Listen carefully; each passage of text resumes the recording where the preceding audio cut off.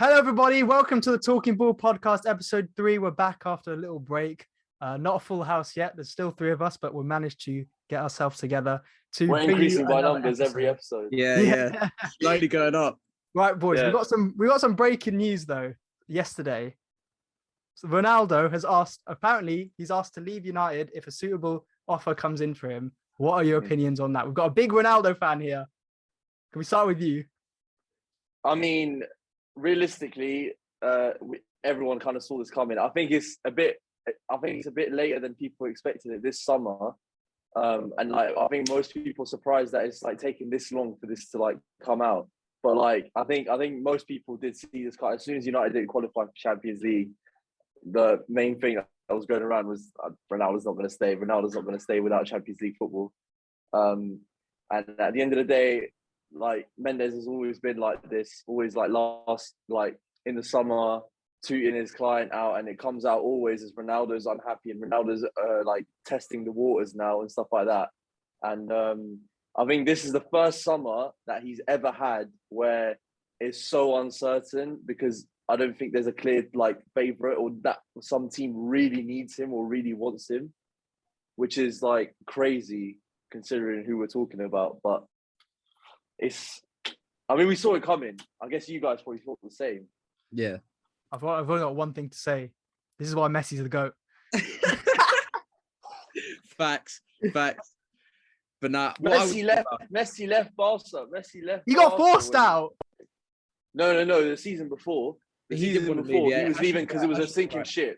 It was a sinking ship, and he did decide to leave. But now, I mean, irregardless of that, I think like most players, like 99% of players, if they're going to be in a situation where their objectives are much higher than where the club's at, they're going to want to leave. Like that's just like but what I would say is, right, when has he in his career ever stuck around when the going got tough? Like, okay, we need to rebuild now. He's always on the finished product of a team. Like, no, you know what it is. You know when what he left it is. Madrid. Yeah, sorry to interrupt you, but when he left Madrid, you yourself as a Madrid fan know that you guys were going for a fat transition. He wasn't really, obviously it was wages as well, but he wasn't willing to. But I think it was the first time when it was.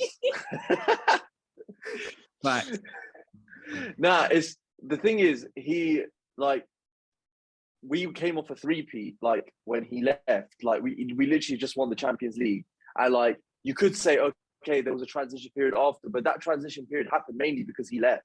Like, if he stayed, maybe there would have been a different sort of transition happening. Like the squad was coming off a Champions League win. Like it's not exactly like I don't know, like Madrid before like Zidane came in, or like Barcelona now. Like, but wasn't Zidane definitely leaving? Like no, not at that stage. I swear he was. No, not that stage. Zidane kind of was like, there was rumors, is he going to stay? Is he going to go? Like, and I think the fact that Ronaldo left and maybe he sensed an opportunity for the French national team, he kind of decided to go at that time. And there was problems. I just think with Ronaldo, like when it comes to his career, you can look back and say like, he's probably a slightly bigger Madrid, is a much bigger Madrid legend than United, but those are his 2 biggest like clubs, and that's what his legacy will be at. And both of them, he's kind of just left them in the dirt, like unceremoniously. He hasn't gone with grace. Like he hasn't had a send off. Like Messi, as much as he did like request a transfer when like shit had gone south, I do think that like the way he's handled his career, like I have a lot more respect for it than Ronaldo. I'll put it that way, right? I'm not. Yeah, no. I mean, I can back shit that on Ronaldo, but like, Messi kind of has carried himself, has shown a lot more loyalty throughout his career. That's what I'd say. I think if we're going to compare Messi's loyalty to Barca compared to Ronaldo's, if we say to Madrid, for example, like it's obviously no comparison. Like, but then again, like I think Barca have given Messi a lot more, like especially in terms of giving him his platform in his career since the start. He's obviously then carried them basically a lot of places, but he at the start, especially of his career, he kind of owed Barca for what they done for him, 100%, and how they helped him. Like, so I think that it was like. Yeah. Everyone knows about that. I've got a question. Yeah, do you think this Ronaldo transfer to United has been one of the worst like transfer moves in like in the last like 10-15 years? I Do you want to take that first, Hashim, or should I? I don't mind. Yeah, I mean, for me, I don't think you can say it's the worst because maybe not the worst, yeah, but do you think it's like up there? I mean, considering how United is run, for them, he's not even in the top 10 worst signings that they've had over the last I'd like, actually agree with Glazer that. I period. can't lie. That's Like, actually considering when we look at it now, right, and we say, okay, like the disruption it might have caused in the dressing room, his ego, all this sort of stuff, and now how it's ending. Considering we've literally had Pogba who's left in probably like an almost worse way than Ronaldo has, and like how he's turned out at United. United just as a whole business has been run to the ground like by the Glazers. So yeah. So what's his thinking when he wanted to? He only joined United because United didn't let him go City. I don't agree with that. I think that the City thing was a bluff. I don't think City were ever in for him. I think he just saw that like the Premier League was the league to be in. United had come second the year before he joined, and he thought, fuck it, I've got a chance to win the Prem, be back in the Champo with a better team that he thought was better than Juve, and he was just jumping ship. And now that he's realised it's a sinking ship, he's jumping again. Yeah, no, I think that's definitely facts. Yeah, it's definitely facts. I think he's come in and disrupted the dress. I think he's disrupted the whole club because for once, like he was top dog, and that dressing room especially could not handle that. They just have no mentality is not there. And I mean, it's not like he did bad as well. He put up numbers. Oh shit! It's all right, Dean. It's all right. How you doing, mate? Bro. What you said? Yeah, we're all good here. We're just talking about Ronaldo. We just started. Sorry, my bad for being late. No, it's all right. Dean, to be fair, you've come at a good time. Yeah. We'll probably talk about his possible like suitors now that he's leaving United. Yeah. Right. And probably one of them is your club, like because the stuff that's come out of Bowley trying to talk to guys, it's freaking Cristiano Ronaldo we're talking about here. Yeah. No, but I've heard bare like obviously Chelsea fan accounts just chatting shit, being like, oh, he's made United worse, but he still scored it's like 17 goals last season. I don't get how that could make us worse if he's there for goals. So like that's something we're struggling in, and he's like clinical striker. So going back to what Coco said earlier about how he disrupted the dressing room and how like the United squad was like not fit for him and that sort of stuff. That's definitely the fact, because the mentality in that United squad was of like they don't have his mentality though. That's the thing. Yeah, they couldn't match it, and like for someone to come in, people could call him arrogant. People could call he has a big ego, but he's achieved stuff in his career which people either envy or they kind of like want to follow in. And I think that United dressing room just envied the man. Like he was like, "Oh, I'm Ronaldo." And they were scared of him. I think they were scared of him. Yeah. Let's analyze this Chelsea link though, because this is something I want to talk about. Chelsea finished third, right? They've lost Rudiger, Lukaku. Have they lost another defender, Alonso or something? Christensen. Right. Yeah. Okay, Alonso's so do you think Bayern Ronaldo is going to get you closer to Liverpool and City?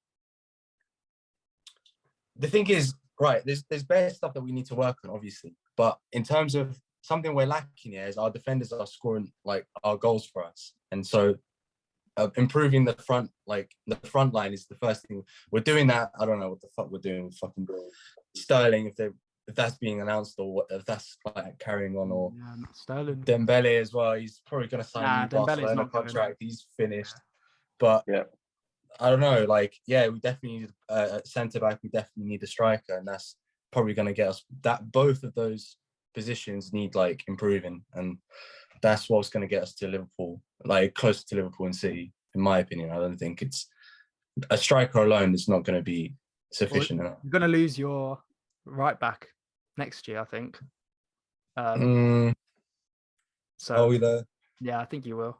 I think it's basically. I think this year is going to be like it's going to drag. They're definitely pushing for like contract talks because they know next year. I think if you don't sign him by next summer, I think he's gone.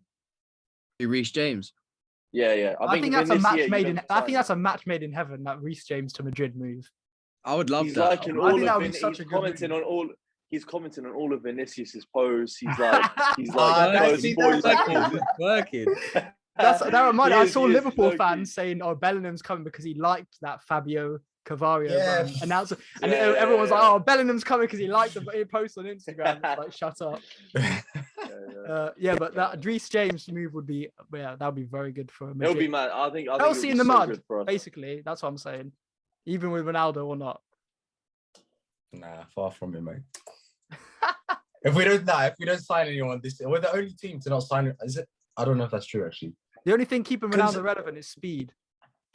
Facts. Yeah, we'll talk about speed, actually. Speed is something that we have to talk about. Yeah, bro, did you see his reaction to the Ronaldo thing? You see the Ronaldo? Yeah. He was like, fucking Maguire. Maguire, man. Speed has done more for football in America than MLS has ever done. Yeah, bro. That's true. Fucking Gerard Rooney combined, bro. Yeah. That's it. And how do you think he was actually real when he was talking to his son? Ronaldo's son? I'm not. I won't lie to you. People verified that and they said it was him. His son does the suey and that sort of stuff, so he then knows of him. Like, so he's like, I'm not be surprised. I think he's too popular for Ronaldo to be completely unaware of him. Ronaldo definitely. Elanga, do you see Elanga? Elanga told him he knows Ronaldo knows Elanga's video. Elanga said he knows of him. Yeah. That guy's revolutionized it. Yeah, he's probably one of the funniest influencers out there. No filter, he doesn't give a fuck. Like, that's why I rate him so much. Yeah. All right, let's go on to our next topic then. Jesus versus Richarlison transfer stuff. Got an Arsenal fan here. I think we're all in agreement of what we'll talk about what's better, but a bit more to talk about in that sense. But Jez, can we get your opinions on? It hasn't been announced yet, to be fair, but it will. No, bro, it's Sunday and it still hasn't been announced. And Romano tweeted, "Here we go," like a week ago. So Arsenal are so jarring; they just draw out announcements. But what I think about the signing, I'm excited, bro. I think it's a really good signing. Like, I think if any other top team had signed him, everyone would be looking at like, "Whoa, like that's a good signing." But because it's us, people love to shit on Arsenal, so they're like, "Oh, like he's just fucking jumping ship." Like, do you know what I mean? Everyone loves to hate on Arsenal, so people aren't really giving it the credit it deserves. But I think that he'll bag like 15 goals in the Prem for us, which would be mad. We had Lacazette was our striker with 4 goals last year. Do you know what I mean? So it's going to really elevate us. Yeah, that's kind of a. That is a mad signing. I didn't expect Arsenal to pull that one off. I'm not gonna lie. But yeah, this is what didn't Spurs have like heavy links to Jesus like a couple months ago? Yeah, like, I mean, it was being linked in though. It was Madrid, us, Spurs, Chelsea, like Bears. Everyone's been linked in. Yeah, the Madrid thing fell through because they have 3 non-EU player spots, and Vinicius didn't get the Spanish citizenship yet, so they couldn't go for another Brazilian. With inside information. Yeah. That's just...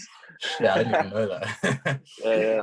I think though Jesus just needs minutes now. Like he didn't play he went on a good run, the start of this year, and he was like assisting, but he played as a winger. So central striker now for you, Arsenal. Yeah. I think it's a good sign. I think he'll do well. I think it will definitely make you better, 100%. Yeah, 100%. The thing is, I'll play devil's advocate in some way, and I'll be like, the thing is, especially during the Aguero period, right? And fair enough, right now even now when they haven't had a striker, Pep has not really gone for him up front. And that is like a slight red flag, because Jesus always in the Aguero period was always played against the bottom half teams or like the lower league teams when Aguero needs to get rested or when this and that. But I think that's as much about how City's system has evolved. Like they basically always play a false 9 nowadays. Like I know they signed Haaland, so they won't anymore. But like the last couple seasons, they play Foden, Grealish, Bernard, and Gundogan there for half a year. Like I don't think it's about having an out-and-out striker like across the last couple of years, because like they've had the strikers. Even when they still had Aguero, they weren't playing him towards the end because I think Pep just changed the system. But now they've got Haaland, they're reworking it. But it's not like if he was a completely shit player, he wouldn't have got the minutes at right wing, because City have abundance of wingers that are sick. So I think that that's more about the system than anything. But I see what you're saying. Like he's never proven it as the main striker for them. But it's fucking Man City. Like they're a level above us, and like for even us to get there, like one of their kind of bit part guys is fucking good for us. You know what I mean? Like you have to realize the levels. Arteta as well definitely played an influence of. Yeah, for sure. I think because he did quite well. Let's speak about Richarlison now. With enough gassing up Jesus. Well, what's their opinions on that? I think Richarlison's not. I hate him. Yeah, I think he's class. You know what? I think he's class. Just hates shithousery. That's why. Yeah, what Hashim said about Kyrgios yesterday about not backing up his like arrogance is Richarlison the same. Yeah. I think Richarlison has the ego of a Neymar. He has the ego of Neymar and talent of Balassi, bro. Yeah. He's like, that's unfair. That's unfair. Nah, it's unfair. No, it's unfair. He's a good player. He's a good player, yeah, but like he's so full of himself, like where he's achieved nothing in his career, and like he's been stuck at like lower half Premier League teams for his whole career. Just because he's Brazilian, he thinks like he's like. I mean, as a gooner, I think he'll do well under Conte. I think because under Ancelotti, he had that spell. I don't even think he'll play. He won't even play that much. No, I think no, he will play. But the thing is, 60 million and he won't play. But the thing is, who's he gonna dislodge? He's not going to dislodge Kane. He's going to play right wing, but that's what I'm saying. If he plays right wing, it's not his position. It's not his position. Yeah, that's what I say. Like, and I think like that's a big thing for like him, who's like he's done all right at like up front, but now you're going to put him out right, like in a Conte system as well. Very different to what anything he's been under like before. Like, I don't know how that's going to work. It's going to be. They like, kind of play with like three forwards, and then the fullbacks are really the people that provide width. So I think he'll still get goals. He'll get like 8 Prem goals. That's my prediction. So it was 60 million he got signed for. Yeah, it's insane. 60 is a lot. Haaland was like 65, 63. Yeah, but that's like his deal. Yeah, but it's Premier. Firstly, it's Premier League proven, and then secondly, because it's like, I mean, Everton have done mad business with that. Everton spent 50 million on him from Watford, though. So I mean, it was a 10 million flip, but they still spent a lot. So they probably were like, we're not taking any less than that, which is fair enough. Yeah. I think they've Arsenal wanted him for like 80 million last year, and Ancelotti declined it or some shit. That would have been shit, bro. I'm glad. Yeah, it was ridiculous. Yeah. All right, well, let's move on to the next one then. So we're in agreement that the Jesus one is obviously better. Yeah. I think for the team, yeah. All right, next one, best signing of the window so far. Ooh. I think there's been a few good signings, to be fair. I think like outside of Haaland, we have to say is Haaland is obviously the signing. Yeah. I'd back Jesus, not gonna lie. Fair play. I don't know, signing of the window. I don't think like. Well, are we just talking just Prem? No, just any. Oh, okay. Mane's up there. Yeah, I was gonna say Mane. Mane's a big coup. Yeah. I'm trying to think who else. I think. Do you know what? This is a rogue one, but I think Di Maria is absolutely going to light up at Juventus. Like Di Maria at Juve is a good. That's a good. Makes sense. Is he going on a free? Yeah, he's going on a free. He's going to light it up in Syria. He'll get like. To be fair, I think even Pogba will do well with Syria as well. I think. It's just difficult to praise old Pogba, isn't it? Yeah. If we had a Liverpool fan here, I'm sure they would say Nunes. I think Nunes is a good signing. I think people hate on the Portuguese league, but like he reminds me of Ibra, but I've only seen like YouTube comps and like him play like 3 times. No, he's quicker. No, he's quick. He's more of like a complete. He's more. You can compare it probably more to Haaland in terms of like. He's obviously not the same level, but I think he's got the quick. He's tall. He's physical. Like he's. I just meant in terms of like a tall forward who's really good on the ball. Like he. Yeah. I mean, I think he's got a bit more pace than Ibra. That's the main thing. I think people really underestimate how quick he is. He's actually very rapid. Like. Fair enough. That's why he plays out wide a lot of games for Benfica as well. So he's very versatile. He can play out wide, up front. But yeah, no, I mean, you can see the amount of players that have come from the Portuguese league and ripped up the Prem, like, and they do produce good talent. Now, I want to mention a player who it wasn't signed. It was last year, but he was in on loan. Julian Alvarez, I think, because they signed him last year and loaned him out. I saw a bit more of him, but I think he'll do secretly very good this year in the Prem. I mean, if he's got the talent in City's system, like it's kind of.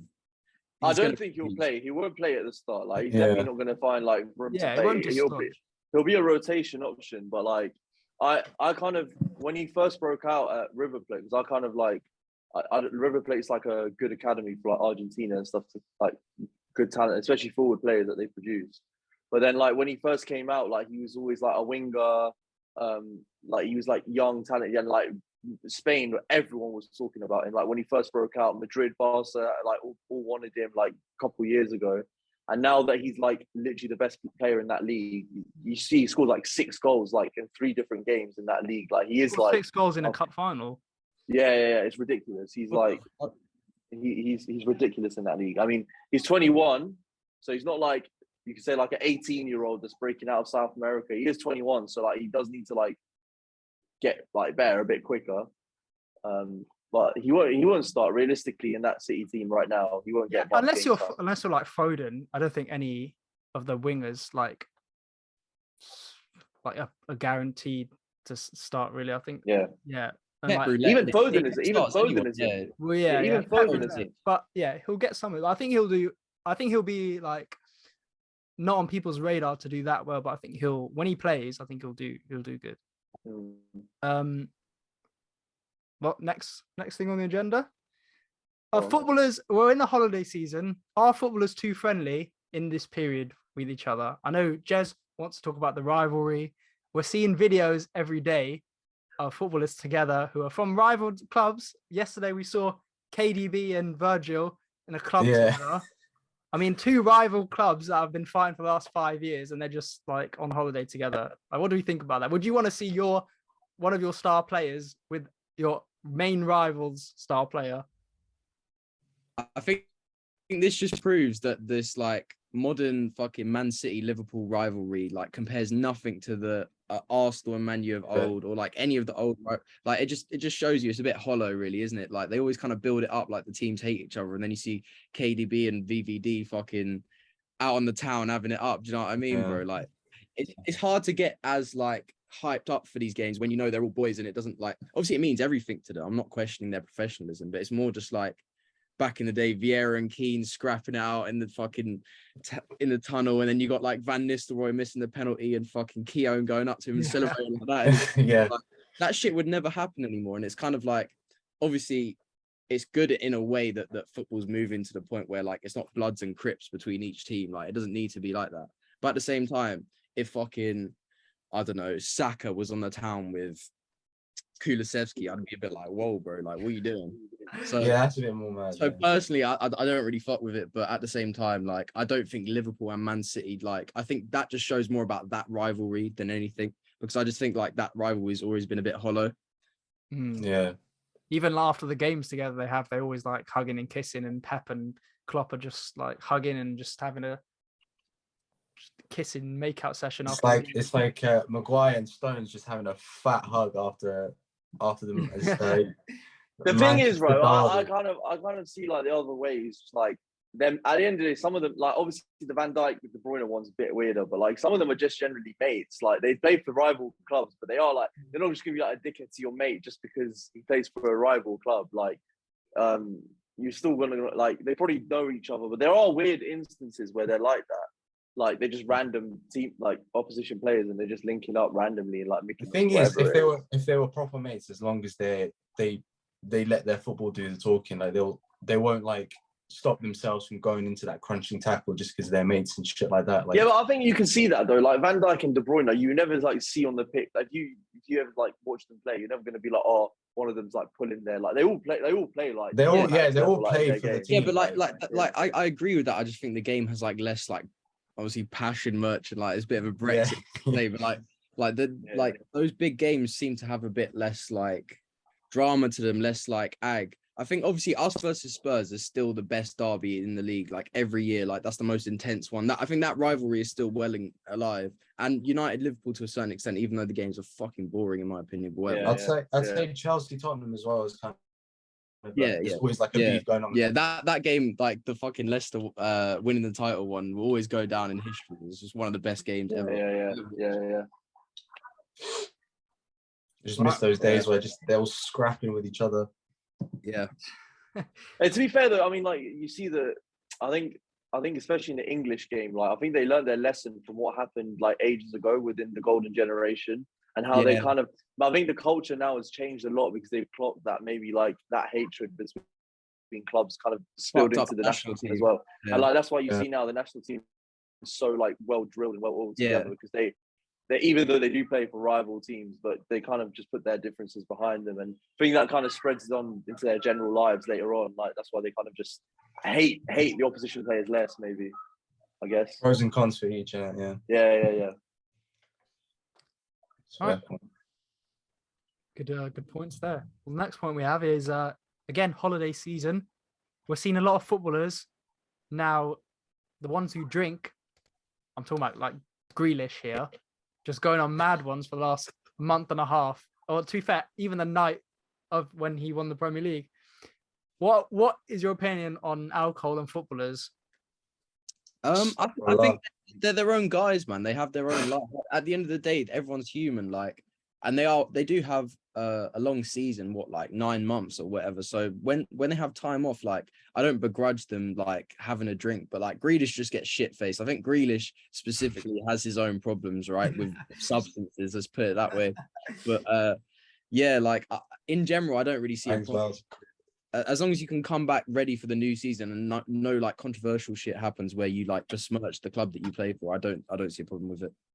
But it's well documented that alcohol obviously affects performance, yeah. And if you were a manager of a club, would you want to see your players, you know, a lot of these players as well just go out on the weekend sometimes during the season. So if you were a manager, would you put like a ban on it? I guess you're kind of like borderline dictatorship, because then you're dictating how people act. Like if it comes to the point where it's influencing like your team in any way, shape, or form, or like it's getting to an excessive amount, then you can like, I guess. Yeah, but a lot of managers influence the way people like eat, the players eat and stuff. Like Arsene Wenger came in and so was like no like ketchup and stuff, didn't he? I think our whole dressing room was alcoholics though as well. Like Tony Adams, Merson, like they're all. What's the difference between that and then surely people know alcohol's worse than all that? The thing is, I think about like Arsene Wenger's like a revolutionary coach. Like he he created his name based on like like based on like doing that sort of stuff. You can't like an average manager kind of probably just doesn't look at it like they focus on like tactics. Really quickly if you start they focus on exactly like unless you have a character that backs that, and Wenger did have that. Like he did like create that legacy and people respected him because of it. If like flipping Steve Cooper decided to do that at Nottingham Forest, bro, like what if Pep did it or Klopp did it for their players? They're going for quadruple it, bro. Pep did it with Grealish and Foden when they went on a night out and they got like caught. He dropped them the next game. Do you not remember that? That was last season. Yeah. So, I mean, if you make the club look bad, you do deserve like some sort of repercussion. Like generally, I think players like should take care of themselves better, especially like in terms of alcohol and drugs and all that sort of stuff. It's also mentality from the players, like you can tell. Yeah. Which players more into it. As a footballer, your career is only like 15 years long, if that. Yeah. You gotta maximize it. Surely, exactly. Surely you want to spend those years like best condition possible. That's what like Ronaldo's done, like Ibra. And like, bro, bare footballers use snus, bare of them, bro. Like, what's that? Like the tobacco, like the. Oh shit! Really? Bro, bare of them. Like it's quite popular for football players because they don't want to be caught with a cigarette.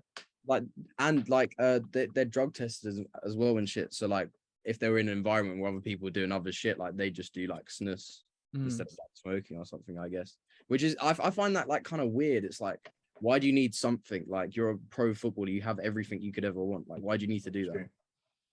So ego gets in the way. I think we're in a new era of like sports science and shit. Like there's less chance of the footballers now to come like when they end their career. I mean, some of them might become alcoholics and stuff like Gaza and there could be these England like youngsters like Rooney definitely likes a drink. Like Rooney definitely likes a drink. Exactly, like could be some more no, but that's the perfect example, right? Rooney's had the fucking arguably the best English striker and best Prem striker ever. I wouldn't agree with either of those things or whatever. Probably best English striker ever. I'll give him that. But bro, he had an amazing career and he was always on the drink. So it's not necessarily like a black and white thing. I think it's down to the individual how much you let it affect your playing performance. But could Rooney have gone on for longer if he wasn't on the drink? That is true. Yeah. Finished at like 28. Yeah, exactly. That's the point. He was even finished. His legs were done. Yeah, definitely. Yeah. And that might happen to some of these like new youngsters coming, like Grealish. If he's like, we all know what he's doing. But like Rooney broke through at 16. It's like how much of that is just overplaying? Like how much is just like your body just naturally declining? Do you know what I mean? Like it's interesting. I don't know. Well, but at the same time, Messi and Ronaldo broke through similar age. Yeah, exactly. Yeah, like, I think they're just freaks though. They're just different. But maybe they're not freaks. Maybe they're the ones that lifestyle. were just like took it so seriously and didn't do. Yeah, anything. no, but they do. You never see them like properly like having like a Grealish time night out. Yeah, but even like a Milner, like look how long he's gone on for. Like boring James Milner. Yeah, he doesn't get involved in all that. He started shit. at 16. Yeah, for Leeds. exactly. Look how long he's gone for. Like it just shows. I think you're right. You know, when you say it like that, I think that's right. Actually. Yeah. That was a good talk. Last thing on our agenda is that, I mean, we're not at the end of the transfer window yet, but your club and players you would like to see your club linked to.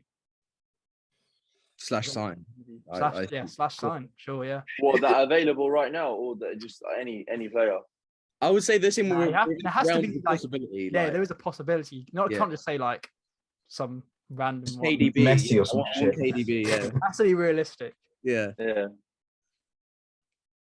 Who's first? I think Dean Chelsea's quite interested. Thing is, Seduced FC, I don't know, like, what's going on? For us, you can go a few different positions there. Yeah. Obviously, I'd back Sterling because he's more versatile and plus he's prem proven. He's still a very good player. I don't know, like people have their fucking opinions of like, oh, he's washed or whatever. Sterling's class. He's still a class player, and you can play left, right. He's still so young.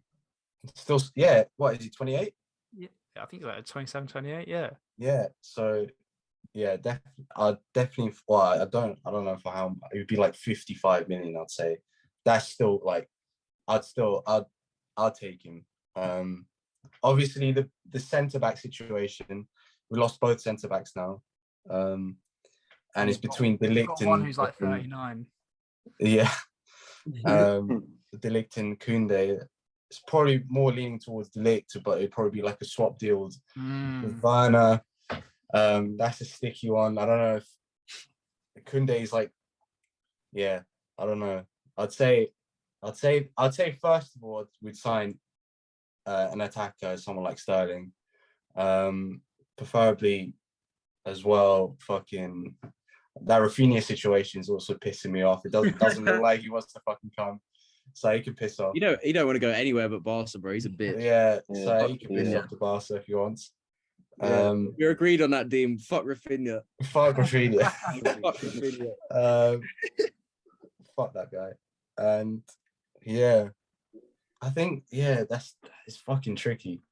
But yeah, I don't know, between De Ligt and Koundé, I'm still, because you have Koundé who's really good on the ball, and you have De Ligt who's a strong, powerful like centre back, kind of like a Rudiger type, which is what we're missing. But we'd probably need like someone who could play in a back five, because a back four probably wouldn't be what we're looking for next year. So I don't know. I don't think Chelsea will finish in the top 4 next year. Yeah, I don't think so either. If we don't make the signings that we're fucking trying to get, then yeah, it'll be difficult. It'll be very difficult. I can't say anything about it, so I'm just going to leave that one to everyone else. We'll move on. Spain, Hashim, Real Madrid. Who? I think I know what you'll say though. I don't know. Mbappe. Right now, I would say I do want another right winger. Yeah. I do generally feel like we need another right winger, because if Asensio looks like he's leaving, and unless Rodrigo gets 15, 20 more goals and assists in a season, I don't think he's good enough to like be a solid like every game right winger. I'll look at people like Gnabry. I think Gnabry would be so solid in our team, but I don't think that's happening. I don't know.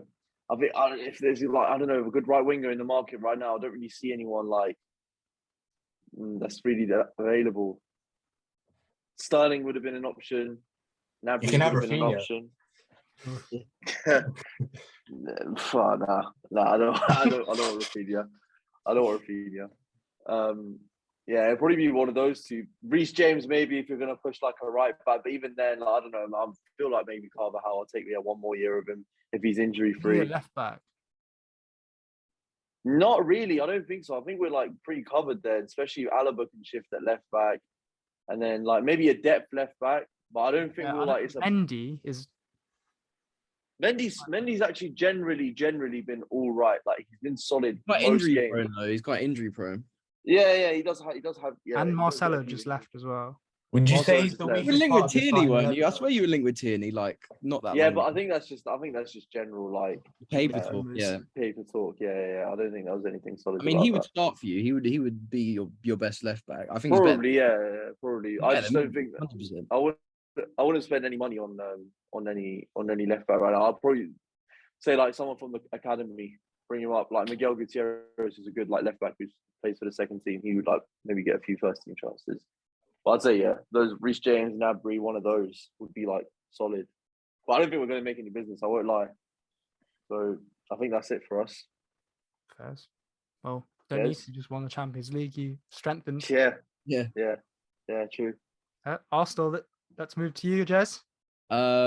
Obviously we're linked with Tielemans, that Lissandro that was probably go to United. And then like we've had the Rafinha saga lately, so I think we're in for another attacker. I'll focus on the attacker because I feel like Tielemans and like Lissandro or whatever, that's kind of like our only targets for that position. But now that we've lost out on Rafinha, in terms of that winger depth, I like Cody Gakpo at PSV because I think he's like physicality wise, I think he's a good like suited player to the Prem. Like I think he'll do well in the Prem. I think in terms of like the profile of player we need now that we've signed Jesus, like Rafinha would have been amazing, but we need someone that will be happy, like content with rotating. Like we can't have someone that's gonna have a massive ego and it's gonna because like we can't have Saka, Martinelli, etc.'s development just being like inhibited by like someone that's gonna come in and be a massive ego. And I low key looking back at like how this saga's played out, I think Rafinha might have been that. So I think the most important for us is firstly Saka's new deal because he's on 30 grand a week and like we're fucked if he goes. Honestly, we're fucked. But once that's done, I think another attacker the likes of Gakpo, maybe if not Gakpo. I don't really know who else we're linked to. That Musa Diaby at Leverkusen? Yeah. Would you not rather want a left-footed right winger than someone to match like Saka's style of play? Yeah, I think I would, but I just think if like Anthony from Ajax as well. Yeah, I mean Anthony would be class, but I haven't seen any links to him. But like, I think that when we were linked with Rafinha, the only thing that scared me about that is like because Saka hasn't signed his new deal, we don't want to like bring someone else in that's going to take loads of game time because he's our best player, like he's our star, like, and we need to make him feel like that. So yeah, I think if you got someone with the exact same profile as him, it's a bit weird. But at the same time, he versatile that like it would still work. So I don't know. I think like obviously Gnabry, like Romano's come out and says no chance we're getting him. I never thought we had a chance because we're not in the Champions League anyway. But like he's the dream, but it just wouldn't come. So yeah. West Ham. I was gonna say name to Newcastle. Newcastle. I was gonna say Newcastle as well. Yeah, we could go through. We go through all five of your teams. Like we're just like Newcastle, Barnet, Neymar to Newcastle. West Ham. Yeah. Why don't they just go for him? Fuck it. What's actually stopping Newcastle and Saudis just saying like Neymar just saying no? Neymar saying no. I don't want to live in fucking Newcastle. No, but if they literally say we'll literally pay you 500k a week. Bro, imagine Neymar in like living in Newcastle in like Newcastle prison and shit. Like, bro, what Newcastle prison? Bro, like he's on the piss up. Prison. I don't know if there is or not. Shout out to all my Newcastle man. But, there must be something. Yeah, there must be. Has West Ham even made any signings? Yeah, they have. Yeah, you signed the centre back from Rennes. It was like 30 mil or something. Cold. What his name? Now he's going to be cold already. Yeah, but you're selling Diop. Yeah, the centre back, this guy. This guy just shuts up last, man. He don't even know what he's talking about. No, he's not bad. United last summer. Give him to United then. I think they bid like 30 million and West Ham turned him down and just never played him the whole year last year. We'd be taking Rice off you though. Nah, he's not leaving. Rice is like 100 sign million. a new deal. Wouldn't take 100 million. Wouldn't take him for 100 million. He's like 150 next now, year. Take him. He said. Calvin Phillips for like 40, it just shows how ridiculous that. Oh, we didn't even talk about That's a done deal as well. Oh yeah, That's a good signing. That's a good signing. that is a good signing, to be honest. But I think he won't get that many minutes. No, he won't. But Southgate will still start him in the World Cup now that he's at. Yeah, that's just World Cup Bellingham now. That's Southgate was Bellingham, like, sorry, mate. If Pep breaks him, then I got to rate him as well. Southgate was drooling when he saw that. Here we go. Does anyone watch the Women's World Cup? Not World Cup, Euros. I saw the 19s Euro against Israel, the final. That was a cold. That's not women's, Dean. That is a haven't the England. What's that got to do with anything? He's brought up women. And Dean's like, nah, that should be under 19s. Yeah, I saw that under 19s. But that was a good game. Nah, I didn't see any of the women, but the under 19s. The England youth squads have always like done well for the last couple of years. Man, like Brooke Norton-Cuffy at right back. He's the next up. The Foden year as well, when they won like the under 19 or something. Yeah, the under 17 World Cup with Smith, Sancho. Yeah, that was a cold year, to be fair. For sure. Yeah. All right, that was a good podcast, guys. Good episode 3. Clap it up. Nice. Let's go. Well, if you don't follow us on TikTok, subscribe to our YouTube channel. Back with weekly episodes. Hopefully everyone's here every week. Yeah, thank you very much, guys. Thank you everyone who listened, and we'll see you in the next one.